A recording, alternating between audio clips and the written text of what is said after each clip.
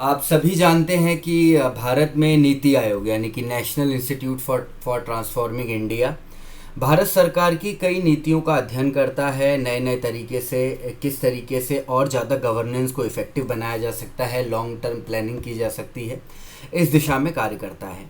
वही नीति आयोग जो कि Atal innovation mission, India export preparedness index और भी कई तरीके की सूचनाएं उपलब्ध कराता है, तो एक बहुत महत्वपूर्ण इंडेक्स नीति आयोग जारी करता है जिसका नाम है इंडिया इनोवेशन इंडेक्स, भारतीय नवाचार सूचकांक। बेसिकली ये सूचकांक भारत के जो राज्य हैं, चाहे वो मुख्य राज्य हों, यूनियन टेरिटरीज हों या फिर हिल स्टेट्स हों, इन सभी के बीच में नवाचार यानी इनोवेशन को बढ़ावा देने के लिए काम करता है। इनोवेशन को अगर आप सरल शब्दों में समझना चाहें तो किसी भी काम को करने का एक नया तरीका जो कि और ज़्यादा एफिशिएंट हो, जिससे कि और ज़्यादा परफॉर्मेंस निकल करके आए। नव आचार इनोवेशन, ये इन शब्दों से बना हुआ है और ये भारतीय राज्यों के बीच में प्रतिस्पर्धात्मक संघवाद यानी कॉम्पिटिटिव फेडरलिज्म, यानी हर राज्य एक दूसरे राज्य से आगे बढ़ने की कोशिश करे परफॉर्मेंस के क्षेत्र में, उसमें भी ये और ज़्यादा मददगार साबित होता है। तो हम देखेंगे कि 2021 में, जो कि जनवरी 2021 में ये सूचकांक लॉन्च किया गया था। कई बार जो है इससे क्वेश्चन पूछा जाता है, पहले भी पूछे जाते रहे। तो महत्वपूर्ण तथ्य, किन पैरामीटर्स को लेकर के ये सूचकांक बनाया जाता है, ये सब आप इस सेशन में देखेंगे। हमारी इस general awareness, general study session का ये 37वां जो है वो आज लेक्चर है, तो आप पिछले लेक्चर्स भी देख सकते हैं। प्रमुख राज्यों की श्रेणी में आप ध्यान देंगे, नोट करेंगे, इस साल कर्नाटका को शीर्ष स्थान मिला है। ठीक है, ध्यान रखेंगे। कर्नाटका भारत नवाचार सूचकांक 2021 में पहले स्थान पर रहा है, जबकि महाराष्ट्र दूसरे स्थान पर आ गया है। पिछले साल दूसरे स्थान पर तमिलनाडु का स्थान था। तेलंगाना, केरल, हरियाणा, आंध्र प्रदेश, गुजरात, उत्तर प्रदेश और पंजाब इसी क्रम में शीर्ष 10 में शामिल होने वाले राज्य हैं। ठीक है, कर्नाटक ने यह उपलब्धि उद्यम पूंजी सौदा यानी कि कैपिटल जो उसके सौदे हुए हैं, पंजीकृत भौगोलिक संकेत यानी कि रजिस्टर्ड ज्योग्राफिकल इंडिकेशन, जिनको आप जीआई टैग भी कहते हैं, उसमें सूचना व संचार प्रौद्योगिकी के निर्यात यानी कि कम्युनिकेशन और इंफॉर्मेशन टेक्नोलॉजी की सर्विसेज का जो एक्सपोर्ट किया है, इस बेसिस पे कर्नाटका पहले नंबर पे आया है। एफडीआई को भी बहुत ज़्यादा बढ़ावा जो है वो कर्नाटका ने दिया है। कर्नाटक के उच्च विदेशी प्रत्यक्ष निवेश ने राज्य की नवाचार क्षमताओं को बढ़ाया है।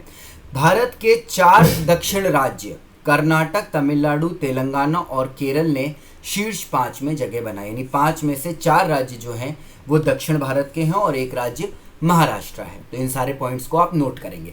अब बहुत इंपॉर्टेंट चीज़ आती है कि नवाचार सूचकांक बनाने के लिए किन किन पैरामीटर्स का प्रयोग किया जाता है। यहाँ पर आप देखेंगे पहले भी ईज ऑफ डूइंग बिजनेस के बारे में क्वेश्चन पूछा गया है, यूपीएससी में भी, स्टेट पीएससी में भी। वहाँ पर सभी लोगों ने ईज ऑफ डूइंग बिजनेस के बारे में पढ़ा, भारत का कौन सा रैंक है, किस साल ये शुरू, वो सारी चीज़ें पढ़ी।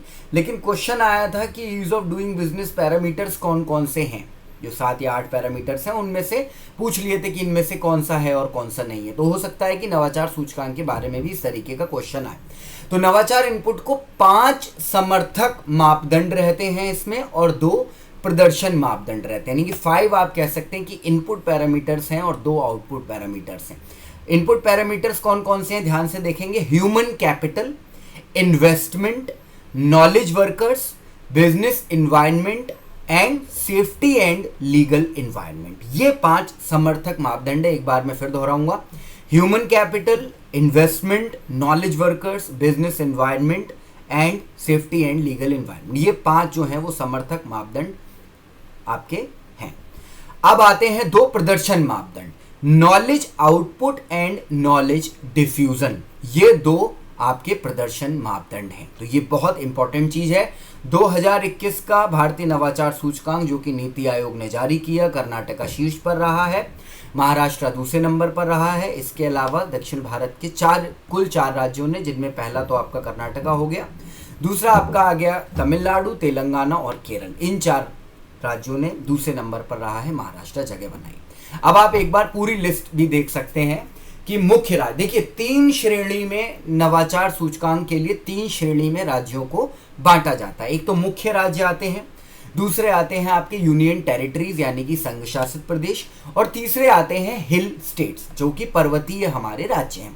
क्योंकि पर्वतीय राज्यों का चैलेंजेस जो हमारे मुख्य राज्य हैं या प्लेन के राज्य हैं जैसे मध्य प्रदेश, उत्तर प्रदेश, बिहार, झारखंड, महाराष्ट्र, तमिलनाडु, केरला, इन सबसे अलग चैलेंजेस हैं जो हमारे हिल स्टेट्स हैं जैसे कि उत्तराखंड हो गया, हिमाचल हो गया, असम, मिजोरम, मेघालय, त्रिपुरा, सिक्किम।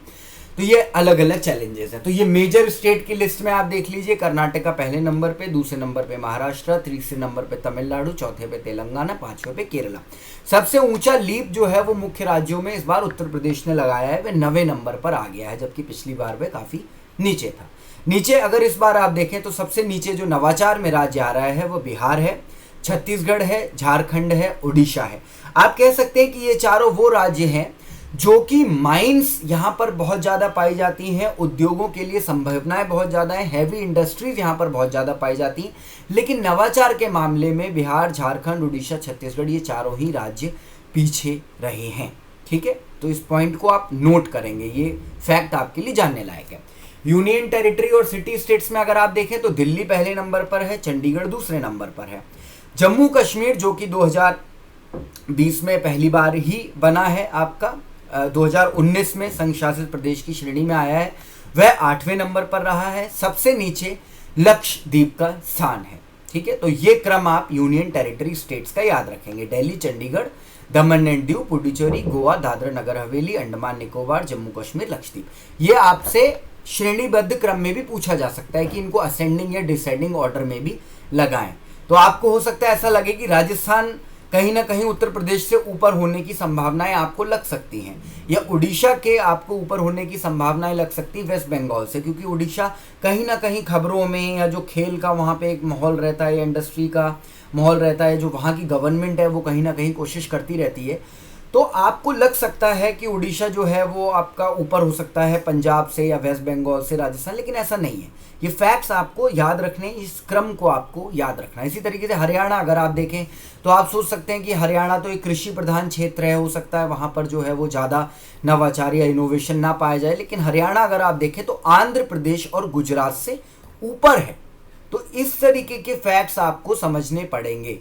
देखिए हरियाणा जो है वो बहुत एक शॉकिंग, एक कह सकते हैं बहुत अच्छी भी बात है, और एक तरीके से एक हम कह सकते हैं स्टम्बल्ड अपॉन हो सकते हैं आप इस बात पर कि हरियाणा नवाचार में गुजरात से ऊपर है।